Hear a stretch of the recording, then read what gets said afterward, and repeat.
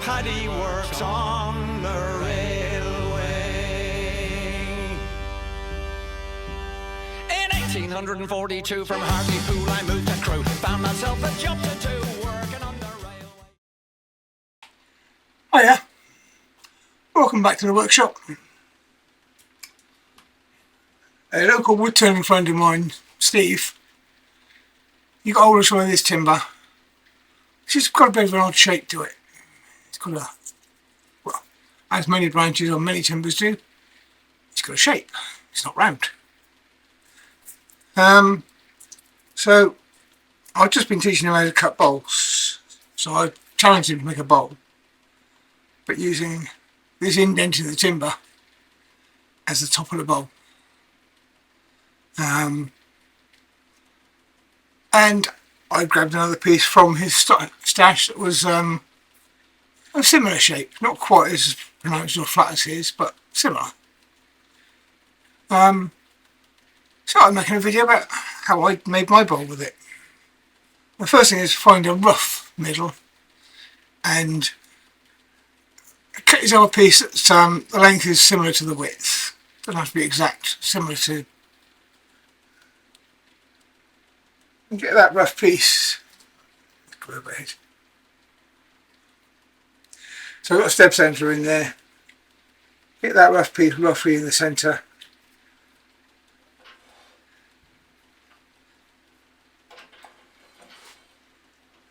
Tail stuck.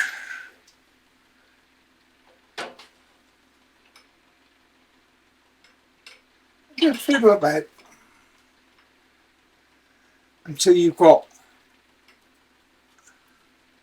this bit flat, this bit sort of flat, and everything sort of somewhere near. But then obviously I'm a long way out. Effectively looking straight down through here, I can see that I need to bring it round that way.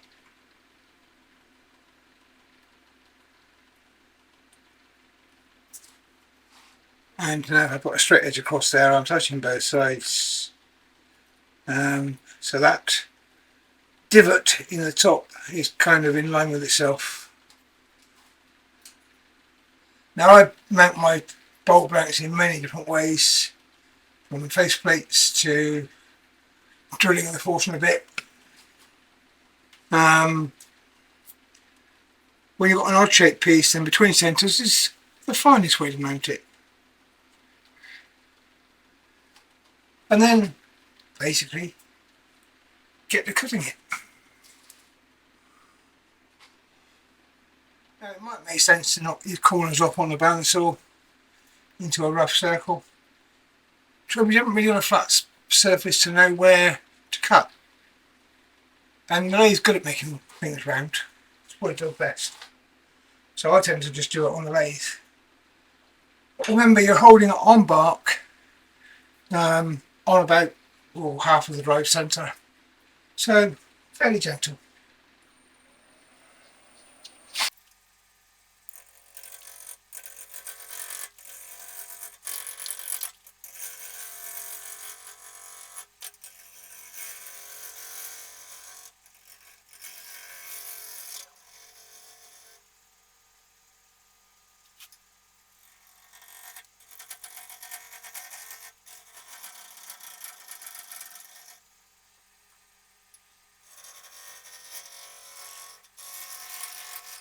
Probably best to have moved the tool rest in before that point. I'm only knocking off the rough timber, so I'm not overly bothered about the finish of the cut.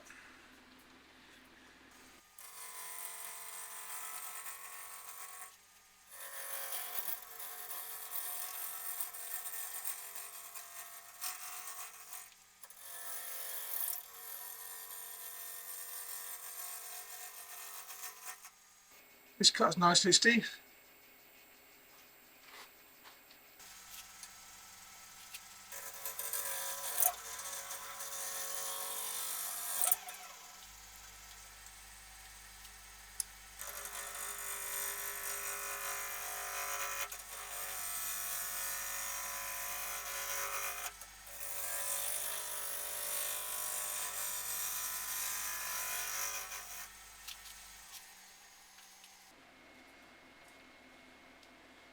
Just get it somewhere near I need it or want it. One thing you can do which will improve your safety, once you've got your positions marked, you can chuck a Forstner bit into this drive end and make yourself a hole through the bark, especially if it's thick bark or multiple layered bark or greenwood which has got movable bark. Punch through that, get to the solid timber underneath. I'm quite happy with this. It's only on half a step centre, but I'm quite happy that it's safe. But you can make it safer.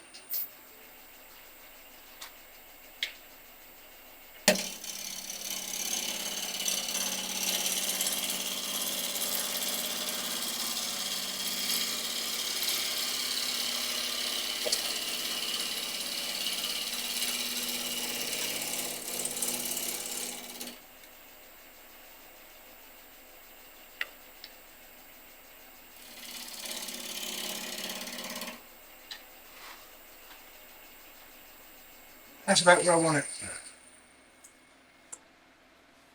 Yep, round on both ends, bit of bark in the middle. That's grand. We'll work from there. Now I can't get this torus exactly where I want it, but it's somewhere near. I need to take some of this off. I don't want the whole of this bottom bit. I don't want to put a tenon on there.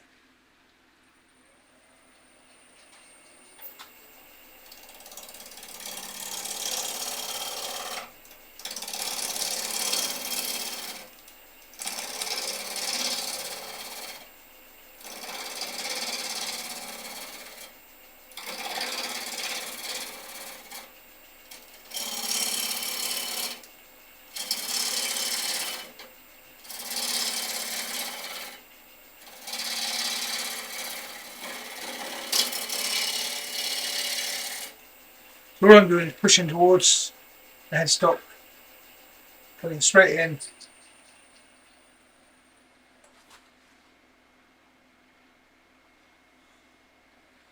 I'm cutting straight in, going towards the headstock, getting rid of some of this. I need to find where my tenon's going to be. As you can see, overhead again. As you can see, I've got half a tenon, but I haven't got a full tenon yet.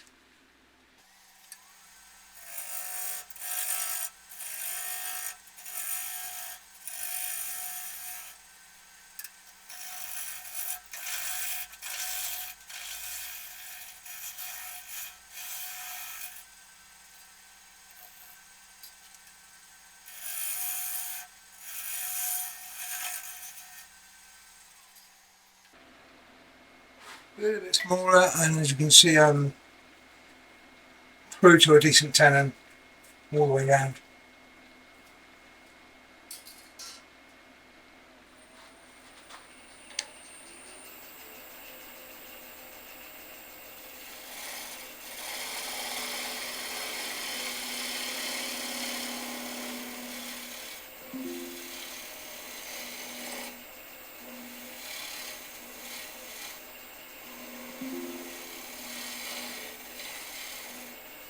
Pay attention to that edge, that corner. It's the most important part of your tenon. And just kind of flush there. As you can see, I've got an odd shaped bowl. Odd shaped bowls are the best shaped bowls.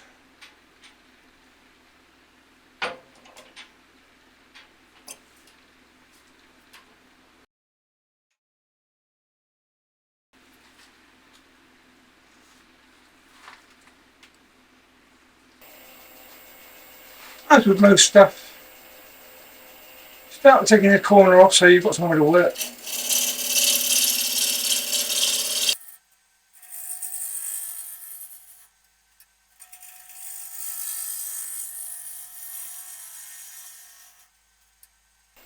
Start putting the curve of your bowl in.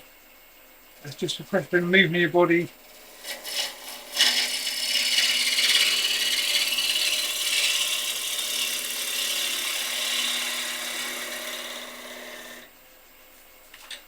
Have an idea of what your rim's going to be, shape's going to be.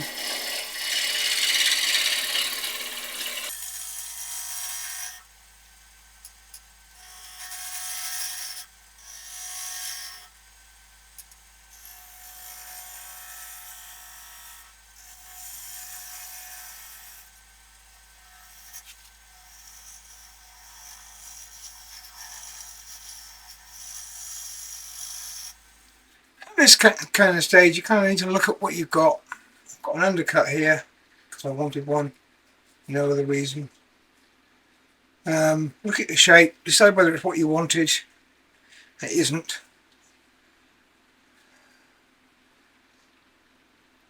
Decide how you're going to work it. And then what I'm going to do is going to change that slightly.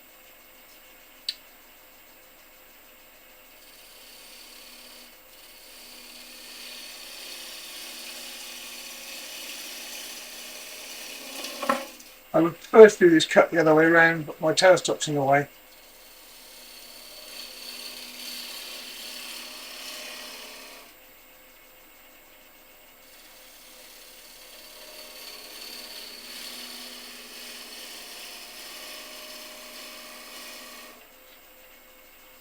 That makes me happier.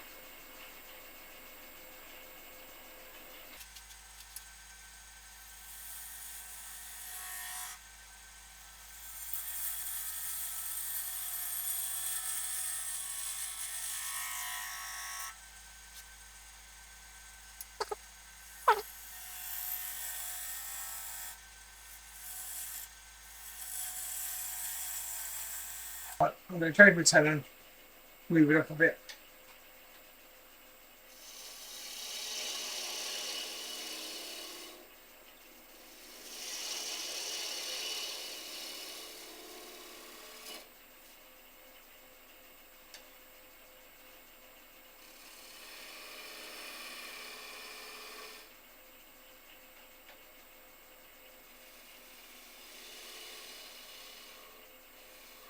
I could in theory work the tenon that long because I've got deep gripper jaws. It'll give me a lot to take off later, so let's not bother with that. I'll take some of that.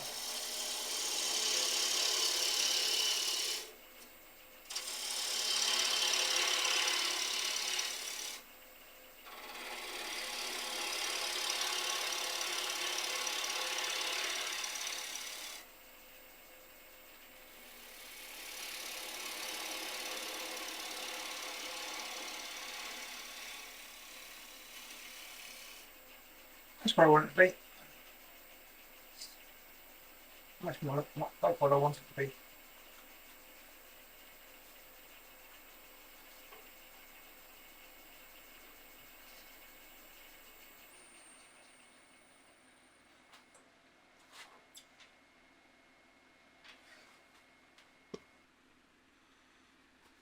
So I started sanding it, paused the cameras to do that, and then decided for some weird reason I wanted a bead as a foot, which is a terrible idea.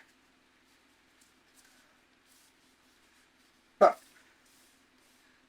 I went back and cut a bead. Foot.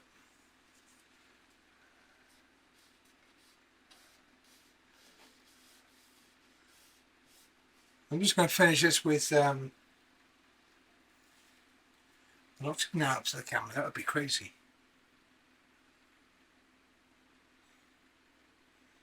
Bit of Hampshire Sheen citrus burnishing oil.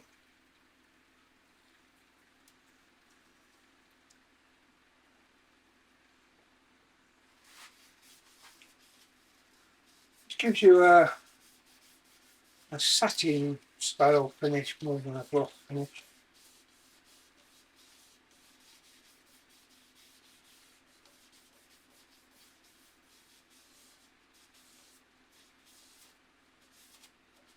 This edge isn't done yet.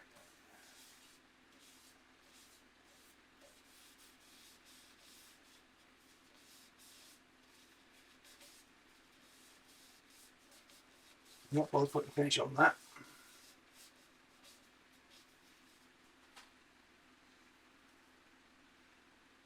Now this does work.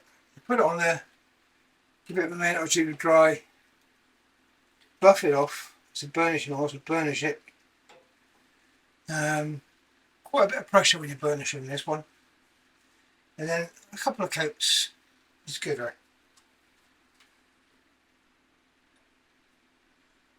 So that's the oil finish applied. I'm going to saw this bit off because I don't want that bit. Get it in a chuck and I'll come back. Okay, so we're in the chuck and we're in a zoomed in view.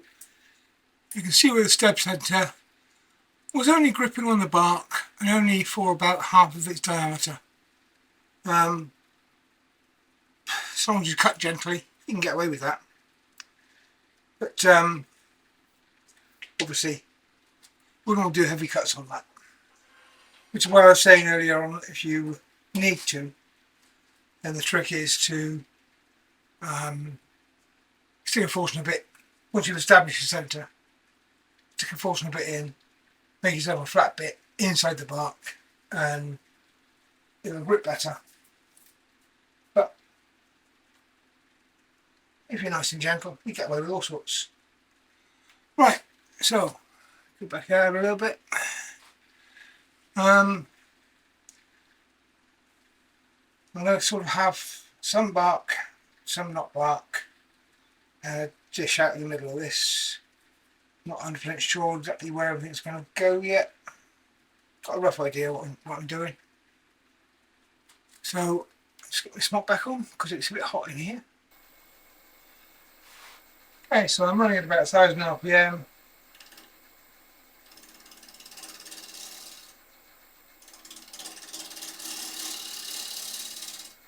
In English, we call it a half-inch pull gauge, sorry, a 3/8 pull gauge. In America, it's a half-inch.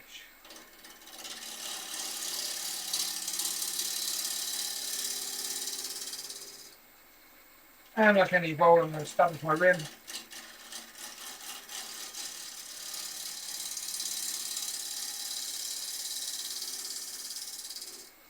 Like so.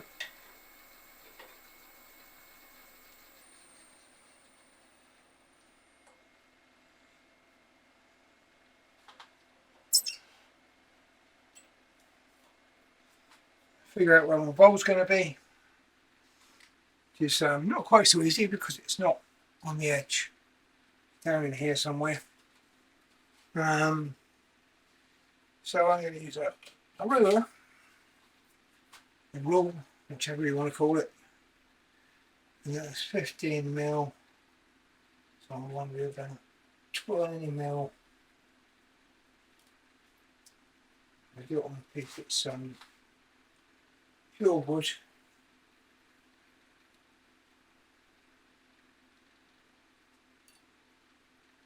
That's like an idea of where I'm going. Watched a good demonstrator the other day, a guy called Dan Turry. He works down at Yandles. He just started the demonstrating circuit, so if you get a chance to see him, go and see him. And he said, quite rightly, using a parting tool to establish a line from the edge of your bowl isn't cheating, it's just taking advantage. And it's quite right. And because this is an odd shape, that's exactly what I'm going to do.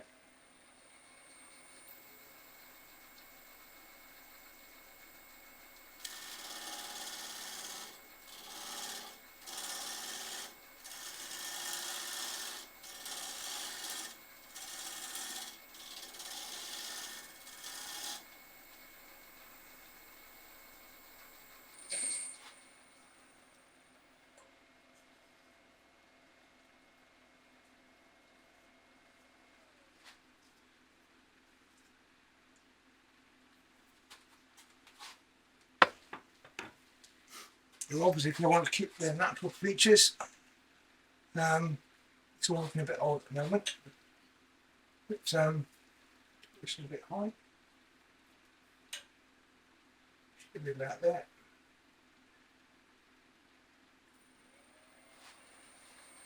So I've got this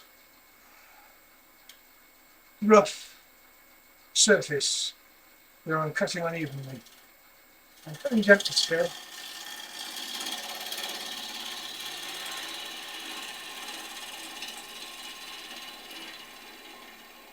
I'm really just trying to give myself a workspace that's usable.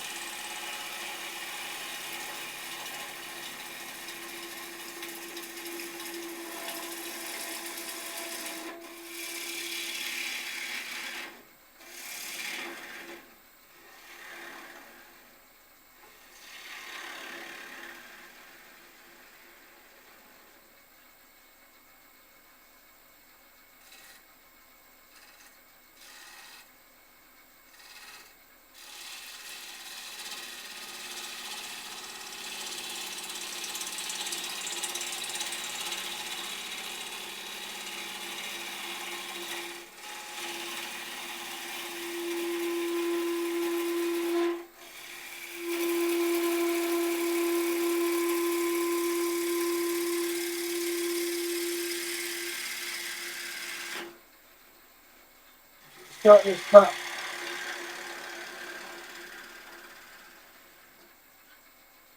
Hand on my ball gauge is not against my body, it's the other side of the rim. And I'm bringing it back into me. But the cut's easy.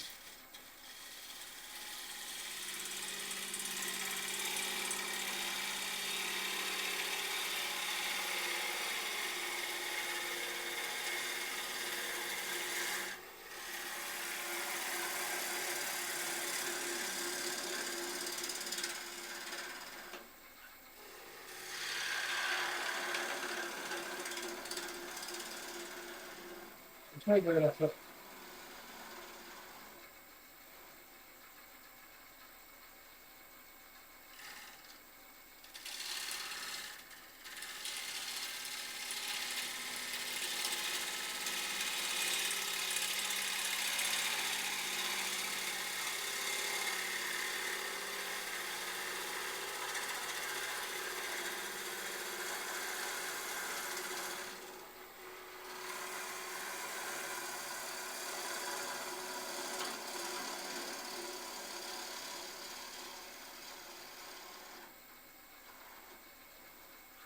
I went down the bottom of the bowl there.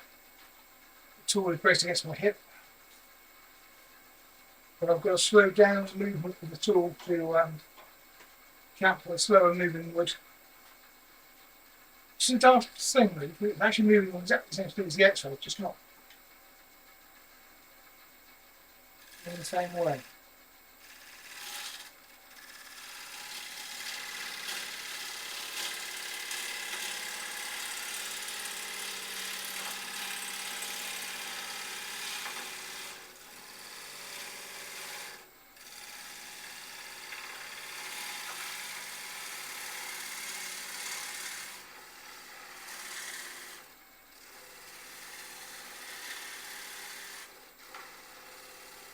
I've got a few.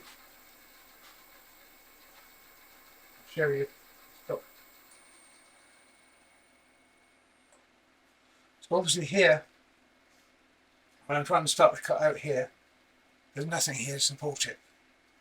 So there's a few odd things going on with this cut. But just work it gently, work your way through. And try to keep this tool still, no matter where it is, whether it's in the air or against the wood.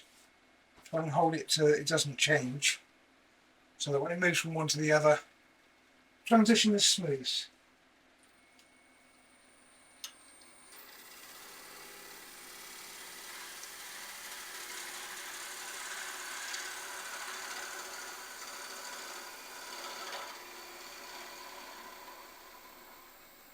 I'm down to pretty much my depth now as far as I want to go. I need to work my edge to the side I want to go. And now is when I start to pay more attention to my cuts, trying to get them as smooth as possible.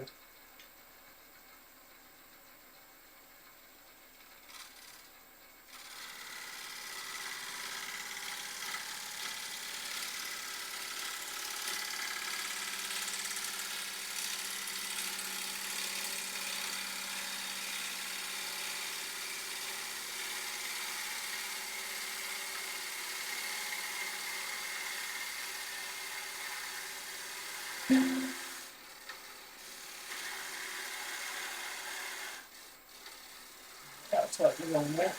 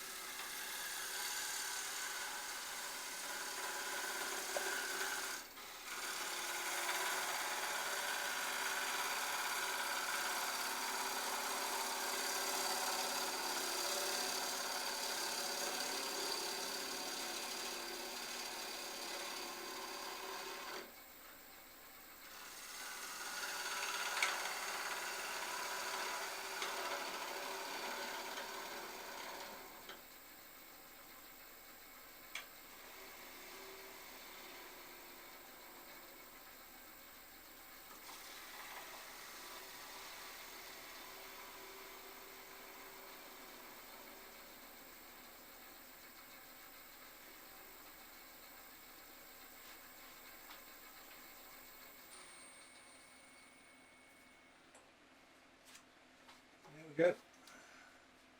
Ready for sanding. Very little sanding needed on this. Might take the wall fractions. No, I'm not going to take it all thinner because if I make that bark half that size, then it's not likely to stay on there, and I want it to stay on there. So I'll leave it at that. Just a bit of sanding. Won't take a lot. And some oil.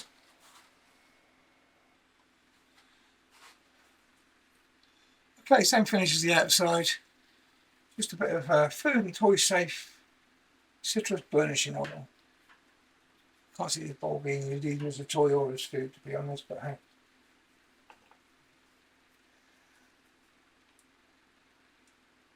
If somebody decides to eat the bowl one day, then why not?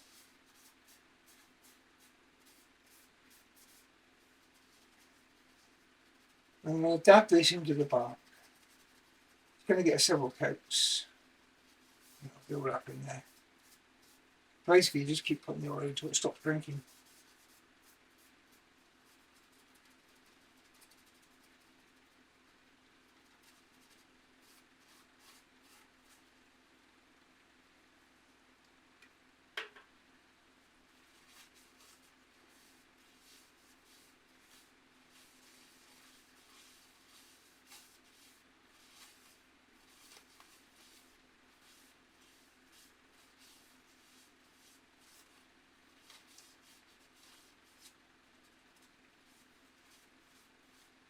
Not with a brush is good when you've got rough bark. Get down to these bits.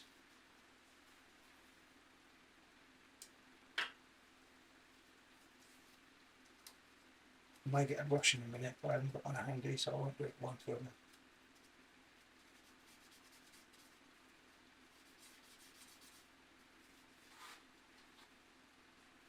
This bark is fairly stable there. It's only thin. If it wasn't, a little bit of CA glue on it helps out.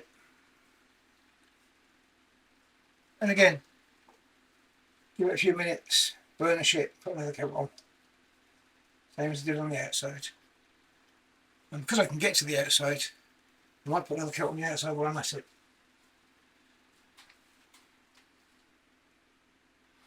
Okay, so now to get the foot off. It's a little thing I made up a few years ago. It's got an M33 nut in there. Piece of wood behind the nut to pack it, to make it fit the spindle. Screw that on. And normally, I would have a nice mark in the middle. If you remember, I cut this one off because I shortened it. So I cut it off with a saw. I don't really know where the middle is. But that's okay. We can work around that.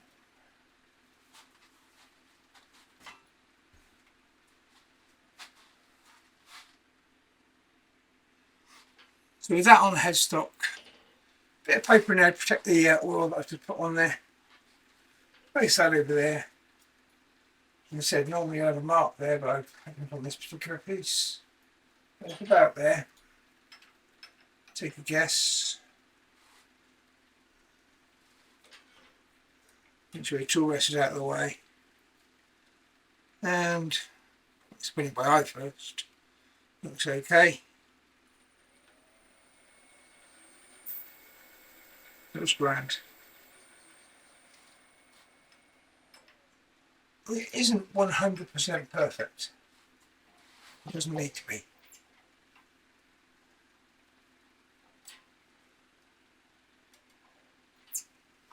You bring your tool rest in underneath the live centre. And let's adjust that camera a bit, that's a bit wrong. Hang on a sec. That's more like it. Right, same bowl gouge, no change. I am going to be cutting from here towards the headstock for most of this movement. If I'm cutting towards the headstock, it's much more stable.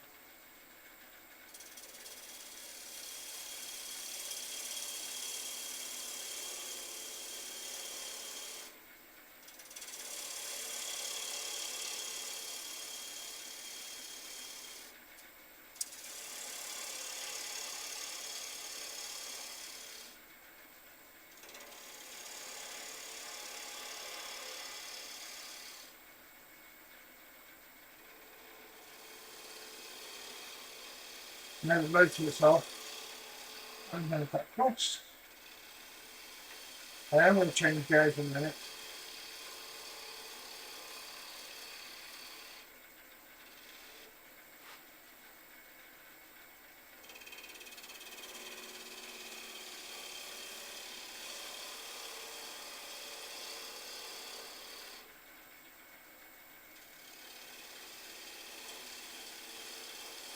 And we'll have a slight undercut.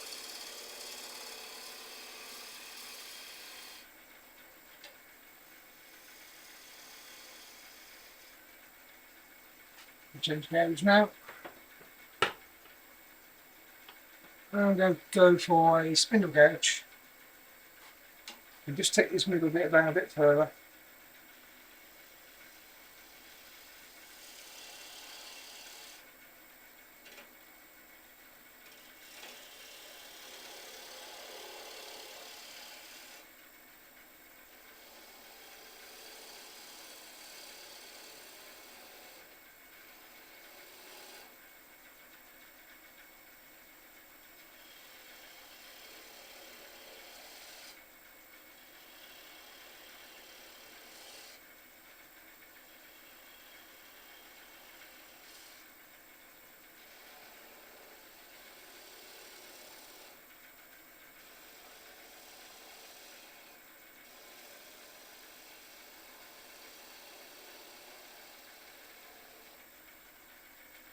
And you'll see a lot of turners at this point.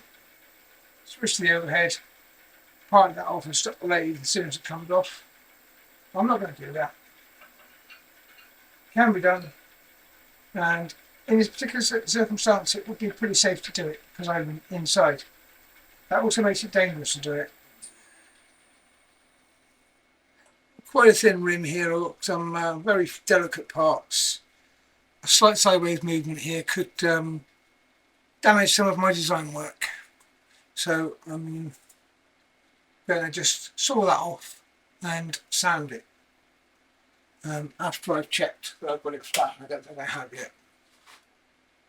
Well, it's flat, but it's not quite concave, so it just needs a little cut off of there.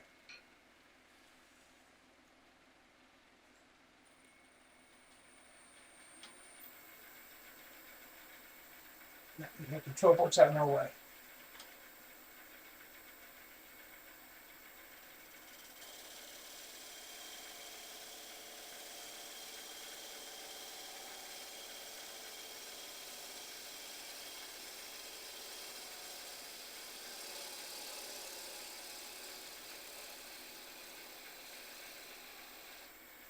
And cut them right way across the piece, but a very delicate cut.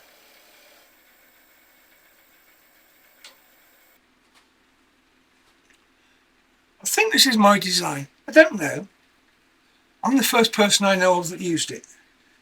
Probably somewhere in the world somebody else has done it. But you know, when you part off a spindle piece, you end up with a piece that's already made to fit in the chuck. Bit of scrap. Face it off, drill a 6mm hole through the middle, stick it on a bandsaw, cut a slot, put it in your chuck.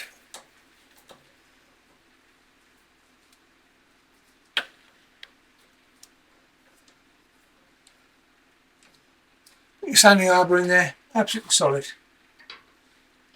Now, because you cut spindles off that are held in all your chucks, it doesn't take long before you've got a complete set of these for every chuck. In fact, 3 or 4 sets, so you can always find one when you need it. So if you've got that little nub in the middle, which I've left,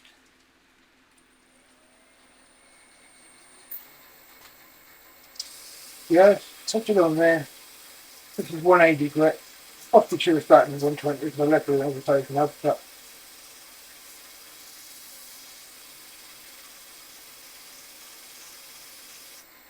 one 180 is the first one that seems to handle, I'll be honest.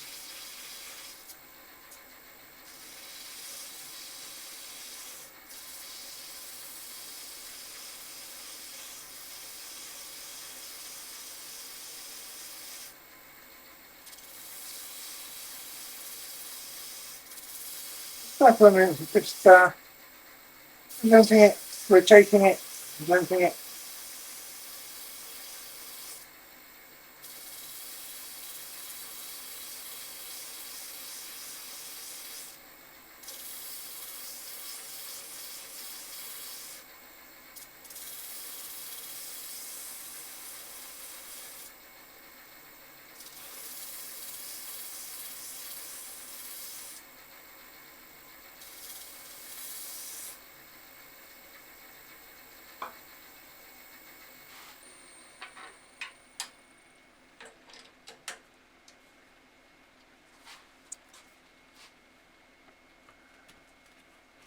This is actually 400 because the 240 that I should be switching to is somewhere else at the moment. I don't know where it is. Oh, it's in the drill. Oh, never mind. So 180 to 400, that's close enough, isn't it?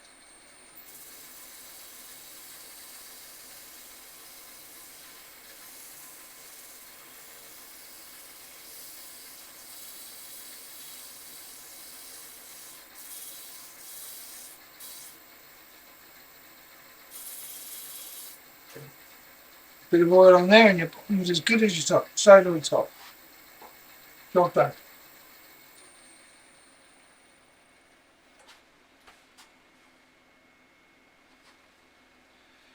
That's it.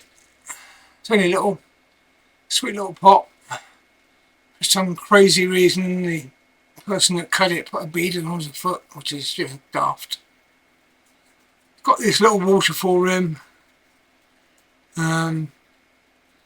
No particular reason other than the fact that I wanted to cut it. But bit of bark. This is where the natural hollow in the log was. And yeah, I quite like that.